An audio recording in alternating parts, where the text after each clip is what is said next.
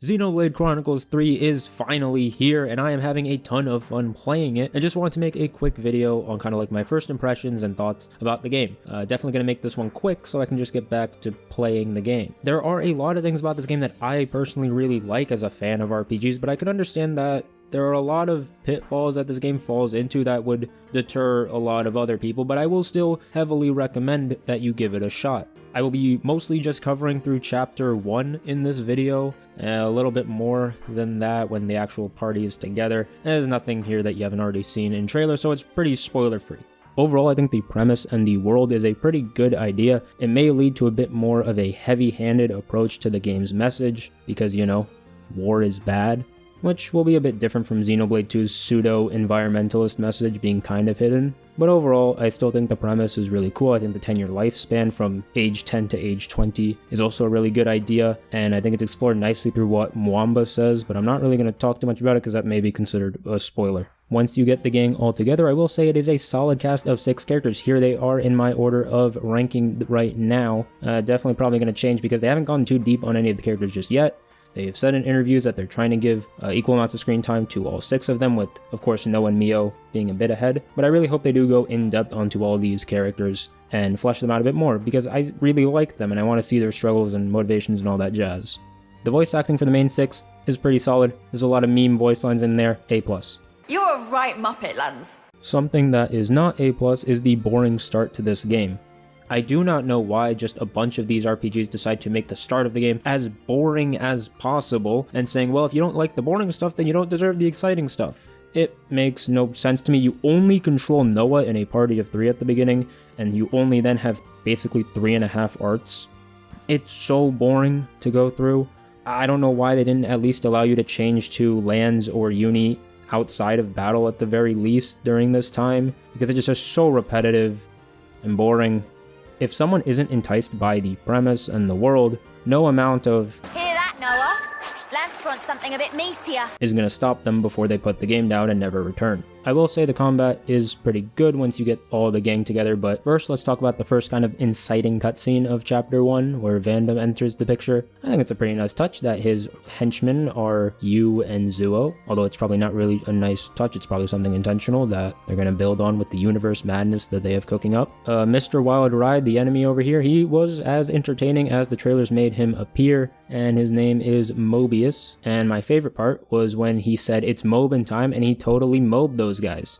Sorry for spoilers. I also think it's pretty cool that when the characters interlink, you get kind of these images and sounds from the memories as kind of fragments that can foreshadow and create some curiosity in the player. They do it when all 3 duos link together. I think it's really cool. Circling back to the combat with 6, it is definitely a lot to take in that you can freely switch between all 6 of them during a fight, essentially having 18 options at minimum whenever you're in a fight. There is a lot to keep track of, and it is at first a lot. It does of course get easier as time goes on, but there are a few like quality of life things that I don't understand why they wouldn't have done. Like, why can't I decide the order that the switching is in so that I can maybe like line up my break, topple, days to all be in a line rather than having it be a set order of like Noah, Mio, Uni, Taeyeon, etc.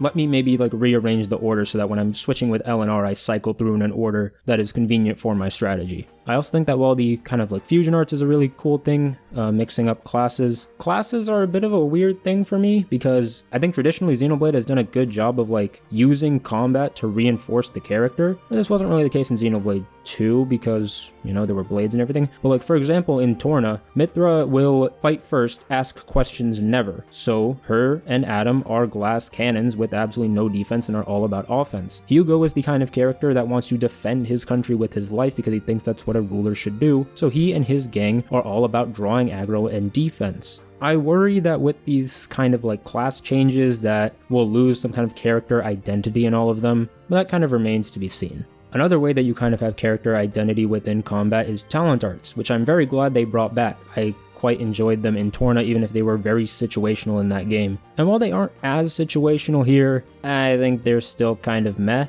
The ability to charge them is a bit strange for classes. Like, Uni and Taeyeon basically have to have one art always as a sort of like AoE thing so that they can get their talent art, which I think is pretty dumb.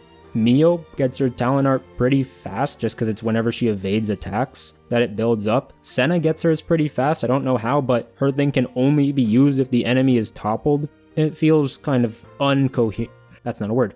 It feels kind of incoherent at times. Another slight nitpick with the combat system right now is the circles versus diamond arts. Circle arts are absolutely terrible. Having to wait for the gauge to fill up is just not rewarding to play at all. At least you can switch to someone else while you're waiting for the time to go down. And I guess if you're super good, you can use the arts and switch off and have the internal clock of when to switch back. But still, I think it's just better to have a diamond art where it's charging up by autos and canceling. It just feels better to see a gauge go up when you actually do something rather than just waiting around to activate it. It makes the Agnes classes, at least for me right now, a lot more fun to use than the Kevis classes. That's pretty much all I have to say. Combat's starting to get pretty good where I am in Chapter 2. I will say the second boss is just as entertaining as the first. He definitely did not say it's Mobin time. And a slight thing that maybe you can consider a spoiler is that I really hope that the Uni-Taeon friction keeps up and isn't just solved off screen with time. I hope there's actually an inciting event that causes them to